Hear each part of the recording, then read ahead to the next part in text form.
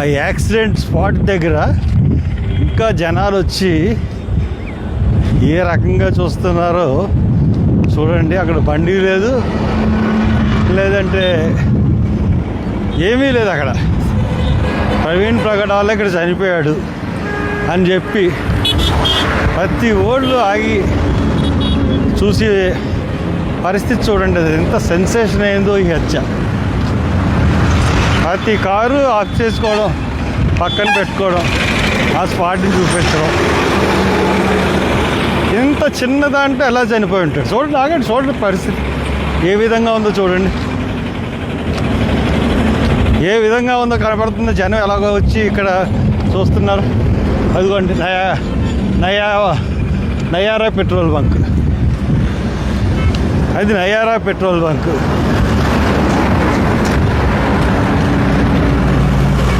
ఇంకా చూడండి ఎంతమంది జనం చూస్తున్నారో చూడండి. ఏమో మీరు అందరూ చూడడానికి వచ్చారా? ఎందుకని? మీలాంటి వాళ్ళే నిలబడితే మేము నిలబడటం గొప్ప విశేషమే ఉందండి.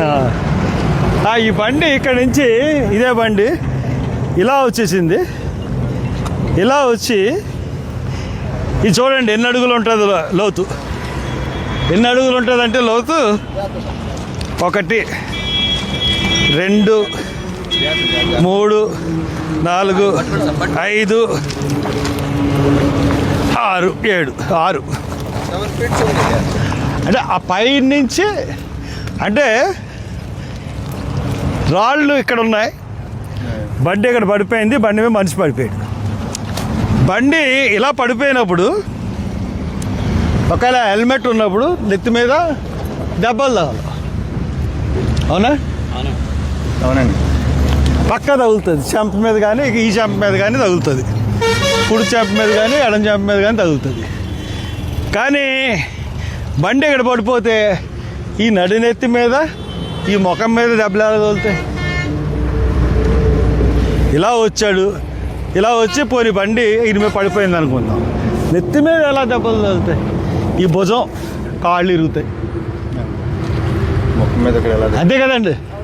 అవునా? అందరూ చూపించి ఇక్కడి నుంచి వచ్చి మీరు అందరూ చూడడానికి వచ్చారు. ఆడవాళ్ళు కూడా వచ్చారు, లేడీస్ కూడా వచ్చారు. అందరూ ఇక్కడ పాపోళ్ళు ఉన్నారు. ఇంత స్పాట్లో ఇలా తగ్గిపోతే మనిషి చచ్చిపోతాడండి. అసలు చచ్చిపోయేంత లోతు ఏమైనా ఉంది? ఇది చిన్న దెబ్బలు తగులుతాయి అంతే. చిన్న దెబ్బలు లేవు, పైకి వచ్చేస్తారు.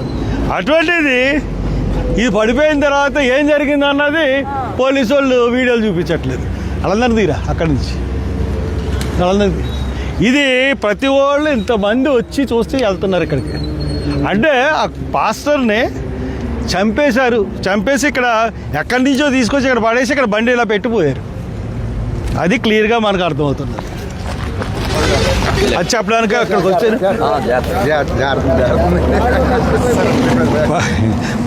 బండే జారిపోయిందిరా. ఫెయిల్యూర్ కాదు, అది తెలుసు. డిపార్ట్కి నమస్కారం. మీకు ఈ 5-6 రోజుల నుంచి సెన్సేషన్ ప్రవీణ్ ప్రగడాల ఎంత సెన్సేషన్ క్రియేట్ అయిందంటే, ఇప్పుడు ఇంటి దగ్గర నుంచి ఫామ్ హౌస్కి వస్తూ నేను మళ్ళీ ఒకసారి స్పాట్ని చూద్దామని వెళ్ళాను.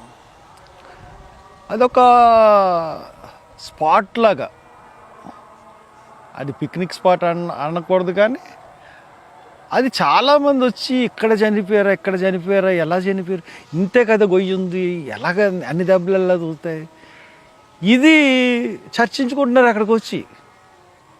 కావాలంటే పోలీసులు మీరు వెళ్ళి రికార్డ్ చేయండి. ఎవరినన్నా పంపించండి. ఎవరినైనా పంపించి మీ ఇంటెలిజెన్స్ వాళ్ళను, ఐబీ వాళ్ళను పంపిస్తే ప్రజలు అనుకునే మాటలు మీకు తెలుస్తాయి.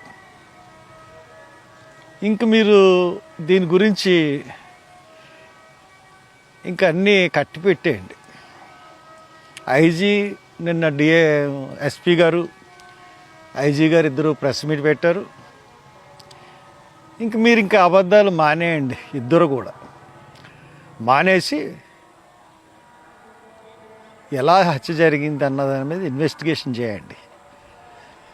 ఎందుకు చెప్తున్నానంటే ఇది హత్య, 100% ఇది హత్య. ఏ రకంగా చూసుకున్నా ఇది హత్య. మీరు నిన్న చూపించిన విధానం ఎలా చూపించారండి? నిన్న మీరు ప్రెస్కి ఒక సెన్సేషనల్ కేసులో ఒక సెన్సేషనల్ కేసులో ఎంత ఒక్కొక్క క్లిప్పు ఎంత స్లోగా చూపించాలి, బిట్టు కింద ఒక స్టెప్ సెకండ్ కింద ఒక్కొక్క మీరు అంత స్పీడ్గా చూపించిన క్లిప్పింగ్ని మీరు ఎంత స్లోగా చూపించాలంటే బిట్టు ఒక చక్రం ఒక ఇలాగ వచ్చిందంటే అది పిక్స్ని విడదీసి చూపించాలి. స్ప్లిట్ ఆఫ్ సెకండ్స్ని కూడా విడదీసి చూపించాలి. ఎందుకంటే దెర్ ఆర్ అంటే వాస్ట్ మూవింగ్ వెహికల్స్.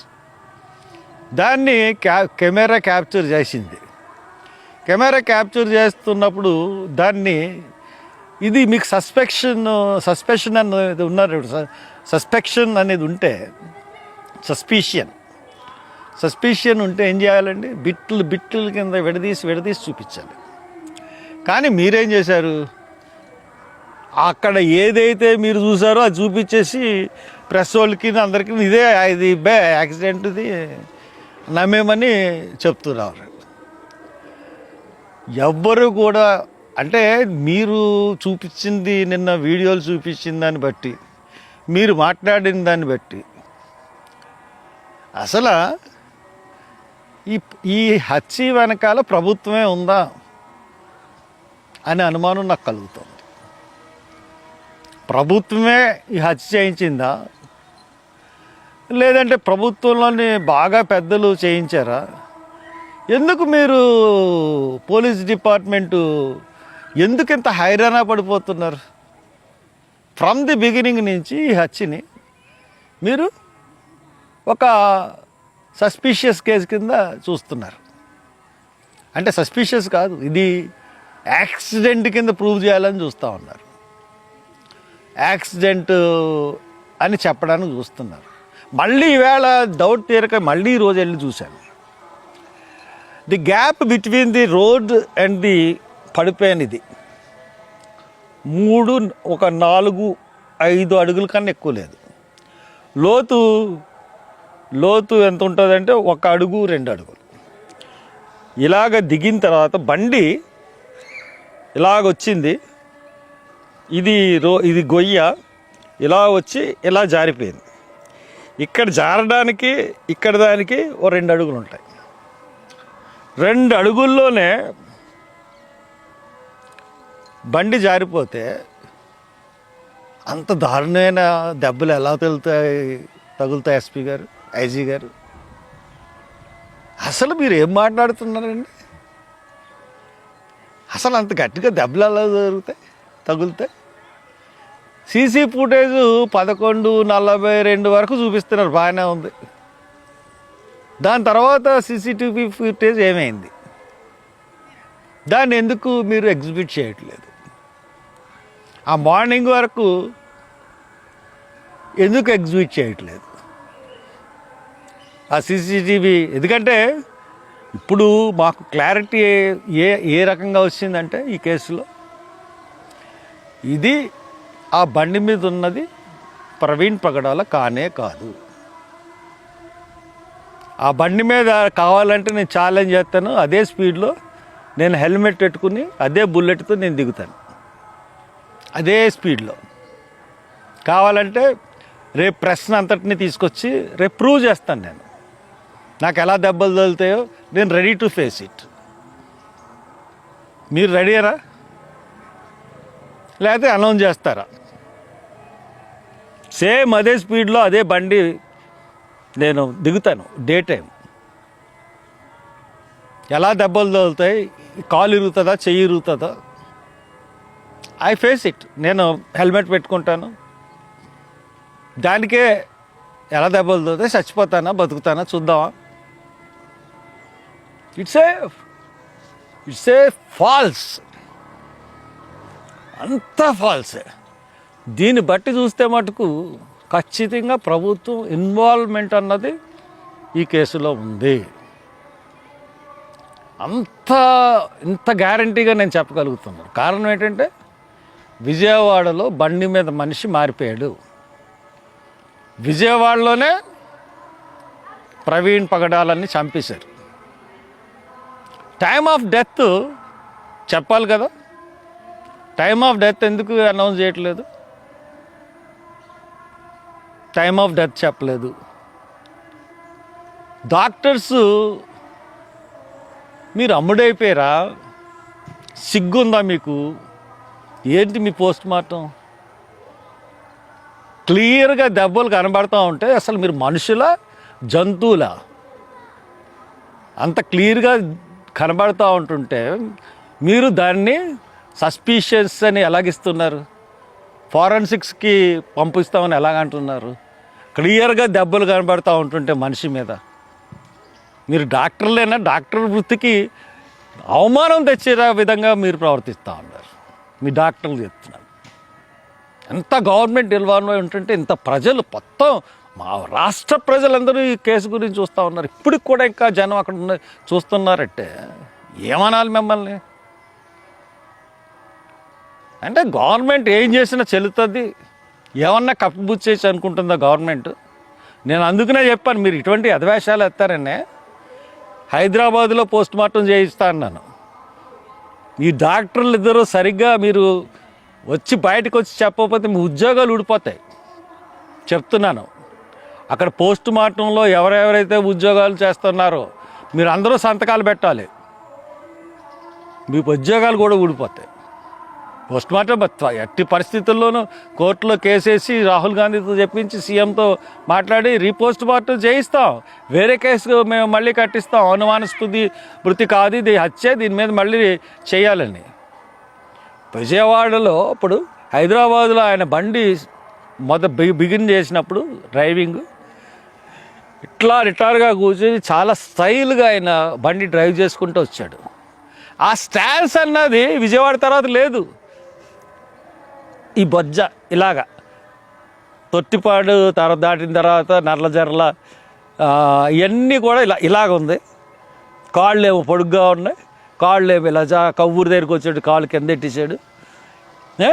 బండి వెనకాల సీట్లో ఉన్న బ్యాగ్ హైదరాబాదులోనేమో చిన్నగా బ్యాగ్ కనబడుతుంది, ఇక్కడికి వచ్చినప్పుడు బ్యాగ్ పెద్దగా ఉంది. మళ్ళీ మీరే చెప్తున్నారు బ్యాగ్ వంగిపోయింది. అసలు వంగడానికి ఆ బ్యాగ్ అవసరమే ఉంది? అది ఒక 2 జతలు పెట్టుకునే బ్యాగ్ అది. అటువంటి బ్యాగ్ ఇలా వంగిపోయిందని ఒక డ్రైవర్ చెప్పాడు. దట్ ఈస్ ది మీకు ఈ కేసులో కీలకమల్ పదే. నిన్న ఎస్పీ గారు చెప్పారు కదా, ఒక అతన్ని విచారించాము, అతను దిగిపోయాడు. ఏంటి ఇతను బ్యాగ్ వంపుగా కింద జారిపోతున్నట్టు ఉన్న బ్లింకర్ లైట్ వేసుకుని వెళ్ళిపోతున్నారని అన్నారు కదా, అదే కీలకమల్ కేసులో. అది ఎవడైనా సరే బ్యాగ్ జారిపోతూ ఉంటే అలాగ ఎందుకు వెళ్తాడు? వెళ్ళరు. బ్యాగ్ని సర్దుకున్నాను పక్కన ఆఫ్ చేసి బ్యాగ్ని సర్దుకుంటాడు. లేకపోతే బ్యాగ్లో మరి ఇతన్నే తీసుకొచ్చారో, మరి వెనకాల ఇంకో కారులో తీసుకొచ్చారో, ముందే కారుని అక్కడ తీసుకెళ్ళి అతను పడుకోబెట్టేశారు. మొత్తం మీద ఏదో జరిగింది. ఇది మానేసి ఇంకా సస్పీషియస్ డెత్, లేకపోతే సస్పీషియస్ ఎన్ని మర్డర్ సస్పీషియస్గా ఉంది, యాక్సిడెంటా తెలియట్లేదు. ఇదా మీరు చెప్పేది? మీకు కేంద్ర ప్రభుత్వంలోని పెద్దలు కూడా ఇన్వాల్వ్ అయ్యారేమో తెలియట్లేదు, లేకపోతే రాష్ట్రంలోని పెద్దలు, హైదరాబాదులోని పెద్దలు, ఈ బీజేపీ పార్టీ వాళ్ళు, ఇక్కడ రాష్ట్రంలోని ఏళ్ళు, అంటే పార్టీలోని అందరూ ఇన్వాల్వ్ అయ్యారన్నది నా ఉద్దేశం కాదు. కానీ ఖచ్చితంగా కొంతమంది హస్తం మటుకు దీంట్లో ఉంది. లేదంటే పోలీసులు ప్రతి నిమిషం ప్రతి సెకండ్ యాక్సిడెంట్ అని ప్రూవ్ చేయడానికి ఎందుకు ప్రయత్నిస్తారు? నిన్న అది చూసినట్టయితే మనం ప్రెస్ ప్రెస్ కాన్ఫరెన్స్లో అంత స్పీడ్గా వీడియోలు ప్లే చేయాల్సిన అవసరం ఏంటి? ఎంత నాటకం ఆడారు ఐజీ గారు, ఎస్పీ గారు, మీరిద్దరూ. అసలు ఒక అబద్ధాన్ని నిజంగా నమ్మించడానికి మీకు నిజమేంటో తెలుసు మీ ఇద్దరికి, కానీ మీరిద్దరూ కూడా గొప్ప నాటకం రక్తి భలే కట్టించారు నేను ప్రెస్ కాన్ఫరెన్స్లో. సో దట్ మీ ప్రెస్ మీట్ని మేము నమ్మట్లేదు.